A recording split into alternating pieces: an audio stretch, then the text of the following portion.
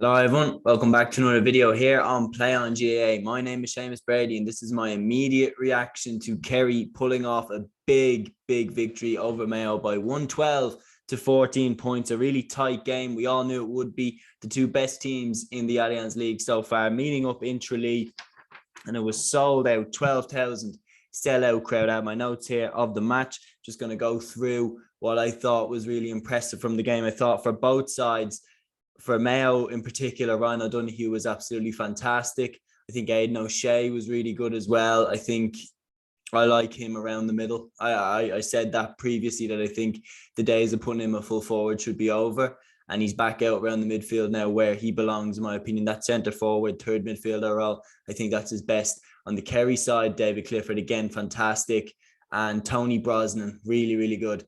Kerry were without Sean O'Shea, Paul Murphy, Gavin White, and Mayo. Then on the other hand, we know who they're missing: Tommy Conroy, Killian O'Connor, and the like. So both sides not at their full strength, but this is more kind of like a psychological battle for later on in the season, because both these sides are going to be aiming for the All-Ireland title come this summer. So, I mean, let's start with the obvious. The game was played in absolutely dreadful conditions. The rain, the ball was skidding all over the place. It was very tough conditions. It was a real Allianz League type game. So skill and quick movement, yeah, it's good, but in this game it's a lot more down to grit and hard work, and both sides dug in and really worked really hard. Even though Mayo lost, in my opinion, they've only lost the 2 National League points. They've proven that they're right up there on Kerry's level, and they were a kick of a ball away from winning this game. Right from the start of the game, Mayo started quickly. I mean, a great Ruane point got them off the mark after 2.5 minutes. They kicked 2 wides after. Ryan O'Donoghue hit one and Aidan O'Shea hit one. I think they missed a step there, because to get them points, I think would have been great to kind of kick up a bit of a lead against Kerry. Kerry equalised with a David Clifford point. In the 7th minute, I thought there was a bit of a flash goal chance.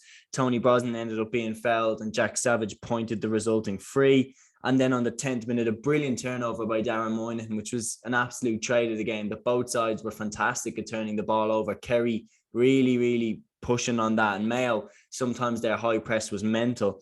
But in the 10th minute, there was a brilliant turnover by Darren Moynihan, and it ended in a Tony Brosnan point. He fisted it over the bar. To be, in my opinion, the goal was on there again. David Clifford looked like he was going straight for the goal. He gave it to Brosnan. Brosnan put it over the bar. Then a quick counter by Kerry, another foul, and another Jack Savage point from a free.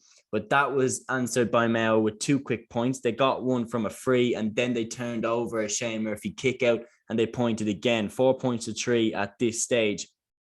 And then from this point, the 20th minute was a key moment in the game, the winning of the game for Kerry. I know that David Clifford got that free at the end, but the goal was the crucial one. Goals win games, and this goal was vital. Tony Brosnan, as I said, fantastic performance from him, and this was his crowning moment in this game. A brilliant bit of footwork from him. He hand passed it to David Clifford. David Clifford gave it to Adrian Spillane. Spillane fisted it back over a Mayo defender onto the on-running Tony Brosnan, who had kept his run going from his first hand pass. Brosnan doesn't blink, flashes onto the ball from Spillane, and then buries it past Rob Henley in the back of the net. Huge goal from him. Fantastic finish. Made it and finished it himself. World class from Tony Brosnan. That made it 1-4 to 3 points. But this is vital as well. This was the kicker for Mayo, that straight after Mayo had a goal chance of their own. Aidan Orme and Aidan O'Shea played a brilliant 1-2. O'Shea got it back to Aidan Orme, and Orme's shot drags just wide past the post. I don't blame him for missing that. It was a very hard shot, but that's the winning of the game right there. Kerry took their goal chance. Mayo didn't take their goal chance seconds after. Then for the rest of the game, some other key moments on the half-hour mark. Fergal Boland hit probably the point of the game. Brilliant point off the outside of his boot that made it 1-5 to 5 points. Then the sides swapped a point each just before halftime. There was a goal chance right before halftime again for Mayo. That this has been the story of their game. 34th minute. A great save by Shane Murphy. Ruane was set up by Dermot O'Connor, who I actually thought Kerry kept pretty quiet in this game. Ruane got through. Brilliant save by Shane Murphy. And then Henley converted the resulting 45. to leave the side going in. Kerry 1-6, Mayo 6 points at half time. In the second half, Enda Hessian came in for Stephen Cohen at halftime. I don't know if it was a tactical one or an injury one, but you know, Cohen is the Mayo captain this year. It would be a bit of a weird one to take him off for no reason. But then again, Horan did that in the semi-final last year with Aidan O'Shea. The scoring in the second half was started off with a great Tony Brosnan point to make it 1-7-6. Ryan O'Donoghue equalised with a free. Then Kevin McLaughlin came in for Jack Carney. I thought Carney played pretty well, but McLaughlin is a great sub for them to have. And Fergal Boland pointed straight after being well set by Kevin McLaughlin and Aidan O'Shea to bring the gap back down to 2. Kerry also rang their bench. Killian Spillane came on for Jack Savage and Stephen O'Brien came on for Adrian Spillane. Then David Clifford burnt Oisin Mullen and smashed the ball over the bar to put Kerry 3 points in front again. And it was clear to me from this part that, well, I was thinking the best way that Mayo can win this game is to get a goal, because Kerry were always answering their point with a point of their own, and it didn't seem to be making that much of a difference who had the wind. In the 49th minute, Ryan O'Donoghue won a free. I think it was a free. Could have been a mark either, but he won it brilliantly, and he scored that himself. Kerry responded a minute later with a Darren Moynihan point off his left. Then a minute later, Aidan Orme got a fantastic point. It was a long ball into him. He caught it brilliantly. He had the mark. He didn't take it. He boomed the point off his left foot instead. 1-9 to Kerry, 10 points to Mayo at this stage. Then 3 minutes later, a patient Kerry move ends with Jack Barry firing over a point, 3 points in it again. Then the benches got rung again. Gavin Crowley came in for Dylan Casey for Kerry. Frank Irwin came in for Aidan Orme for Mayo. In the 57th minute, I thought this could have been a key moment. Kerry had an easy free, and Paddy Clifford just completely messed up the contact, tapped it straight into Henley's hands, who immediately started a Mayo attack, went down the other end. It ended up in a Mayo free, which Ryan O'Donoghue pointed. That brought the gap back down to 2 points. Then, on the 61st minute, Darren Moynihan was a bit silly. He was too close to Rob Henley. He didn't move back. Henley completely scuffed the first contact of the free. The ref, correctly in my opinion, brings the free in closer, which now Ryan O'Donoghue points. 1 point in the game now. And then Matthew Ruane straight after equalises as Mayo turn over Kerry and equalise 1-10 to 13 points. That's on the 63rd minute. Conveniently then at this point, there's a long stoppage for Kerry. And I'm not saying conveniently throwing shade, because Diarmuid O'Connor came down very heavy on his head and he did need to go off.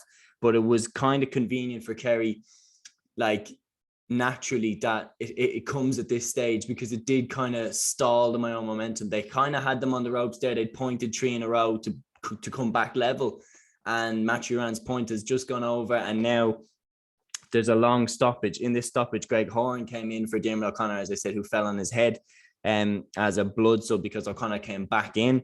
Micheál Burns came in for Paddy Clifford, and Conor Loftus came in for Fergal Boland.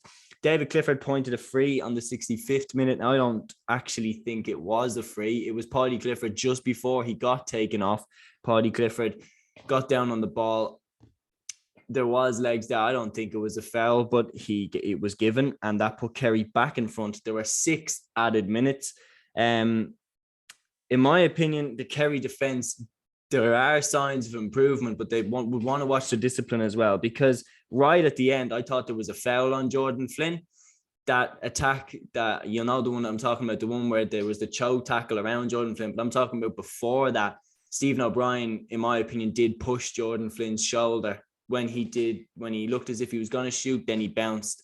I think Stephen O'Brien did push him. Jordan Flynn went down. He got back up, and then he was in the choke tackle. Somehow got the ball off to Aidan O'Shea, who then gave it to McLaughlin, then Loftus. They overworked it, and the chance went to begging when Paddy Durcan was forced to take a shot from distance. But Mayo didn't panic, and they worked another attack, and Ryan O'Donoghue pointed the free. 73.5 minutes, and that equalises it once again. Down the other end, Kerry went, though. In the 75th minute, it was a definite foul by Aidan O'Shea, unfortunately, on Stephen O'Brien.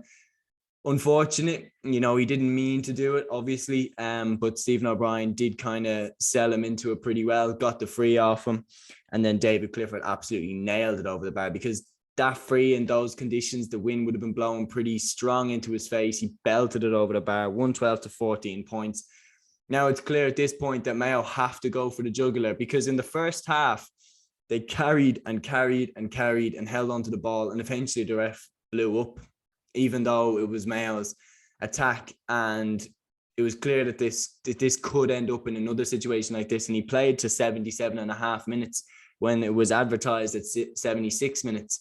And there was whistles around the stadium for the full-time whistle from the crowd. They were all begging for the final whistle to come. And it ends up that Mayo work it to Lee Keegan, who, in my opinion, was absolutely right to take the shot on. He hits it well outside the boot, and it just tails off right at the end. A very dramatic finish to a very dramatic game. It was a very tense game. Both sides showed, in my opinion, why they are my two favourites going into the championship, obviously, along with Tyrone. I don't really know where Dublin are at right now, to be honest. Donegal potential dark horses as well. And then obviously you have to look at the other Division 1 sides as, you know, options for the All-Ireland, because they've shown that they can compete. Yeah, I mean, for me personally, it amazes me that we're still leaving this up to the referees as to when to blow the full-time whistle. It's always going to cause problems. It's always going to cause controversy in the really tight games. There should just be a horn or a hooter, just like the ladies' game. There should be a clock, you know, that counts down, and everybody knows. And once the clock goes off, that's it. The game ends, because then it's undisputed. Then you can't have a go at the ref. We're putting too much pressure on the ref as to when to blow the game up. This kind of culture of, let's give one attack to the team that has the ball now, even when time is up, that has to go. Surely, you know, a clock counting down to, you know, a stop clock, that has to be introduced, in my opinion. That's one of the changes the GAA has to make, because, I mean, at the end of the first half, you know, Mayo could have complained saying we were still on the attack.